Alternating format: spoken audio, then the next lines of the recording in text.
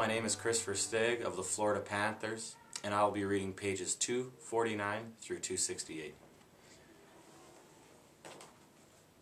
Click. The door to my cage propped open. I can't stop staring at it. My door, open.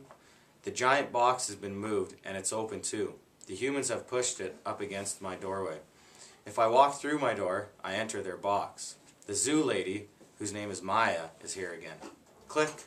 Yogurt raisin. Click. Tiny marshmallow. Click. Ripe papaya. Click. Apple slice. Hour after hour. Click after click. I look over at Ruby. She waits to see what I will do. I touch the box. I sniff the dark interior of the ripe mango awaits. Click, click, click. I have to do it. Ruby is watching me from between the bars of her cage, and this box is way out. I step inside. An idea. After I leave the box and step back into my cage, I get an idea, a good one. I tell Bob he can sneak into my box with me and live at the zoo. Have you forgotten? I'm the wild beast, Ivan, he says, sniffing the floor for crumbs. I am untamed, undaunted. Bob samples a piece of celery and spits it out. Besides, they'd notice, humans are dumb, but they're not that dumb. Respect. Ivan, Ruby says, do you think other elephants will like me? I think they'll love you, Ruby. You'll be part of their family. Do you think other gorillas will like you? Ruby asks. I'm a silverback, Ruby, a leader. I pull back my shoulders and hold my head high. They don't have to like me, but they do have to respect me. Even if I tell her this, I wonder if I can command their respect. I haven't had much practice being a real gorilla, much less a silverback. Do you think other elephants will know any jokes? If they don't, I'll tell her you can teach them. Ruby flaps her ears. She flicks her tail. You know what, Ivan? What? I ask. I think I'm gonna go into a box tomorrow. I gaze at her fondly. I think it's a good idea, and I think Stella would have agreed. Do you think the other elephants will know how to play tag? I love tag. Me too, I say. I think of my nimble sister racing through the brush, always just out of my reach. Photo. Late at night, Mac opens my cage. The full moon falls on his sagging shoulders. He seems smaller somehow.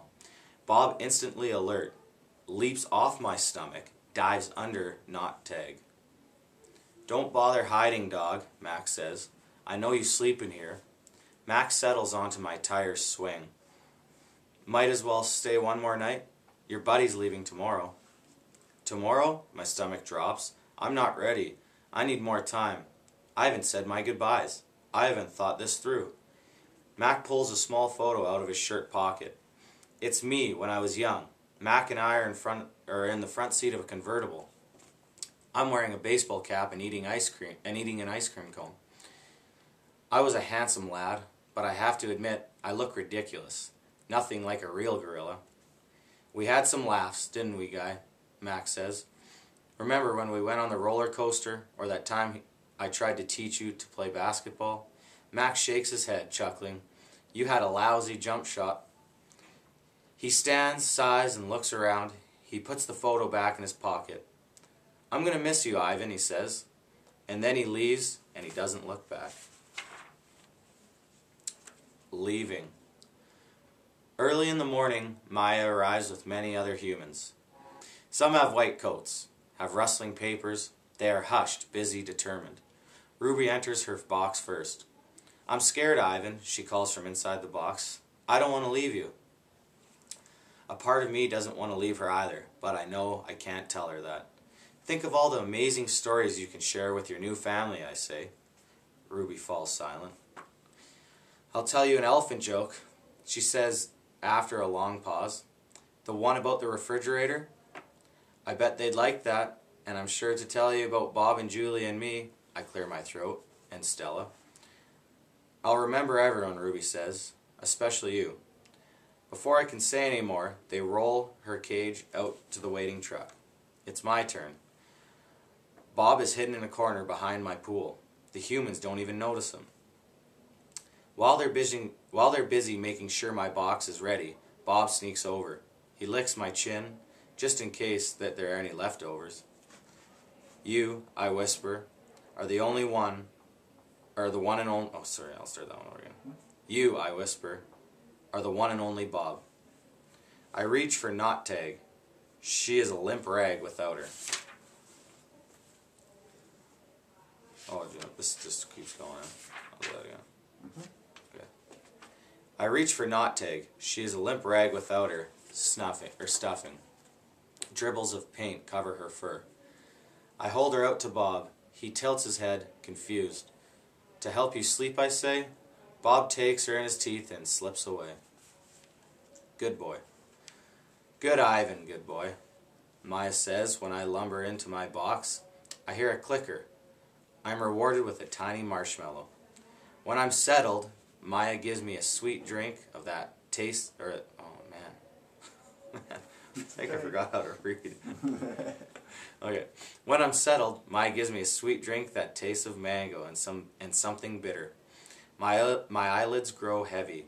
I want to see what happens next, but I'm sleepy, so sleepy. I dream with Tag, and we're swinging from vines while Stella watches.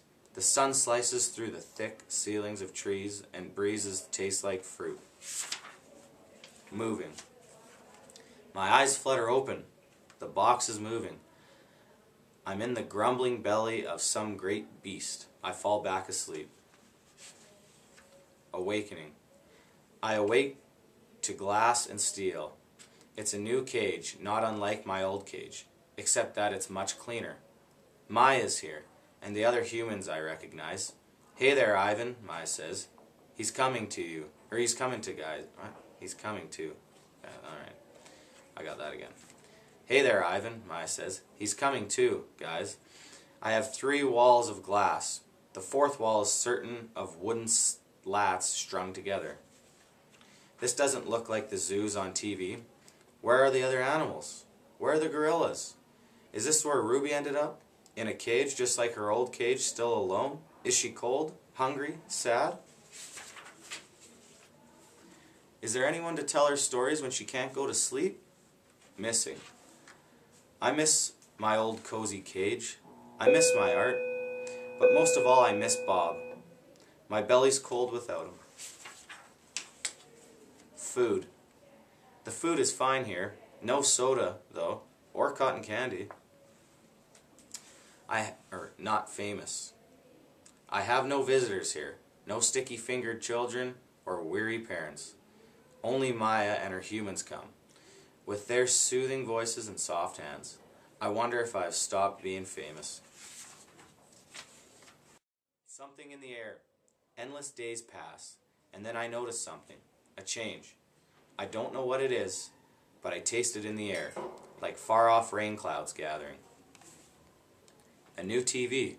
Maya brings me a TV. It's a bigger one than my old one. She turns it on.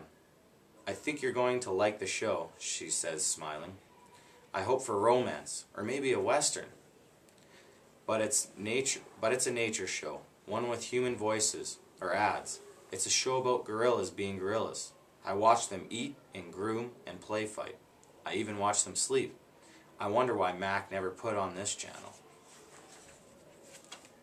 The family. Every day I watch the gorillas on the TV screen. It's a small family and an odd one. Just the 3 females and a juvenile male without the silverback to protect them. They groom each other, eat, sleep, then groom each other some more. They're a contented group. Sorry, I'll do that again. They groom each other. They eat, sleep, then groom each other some more.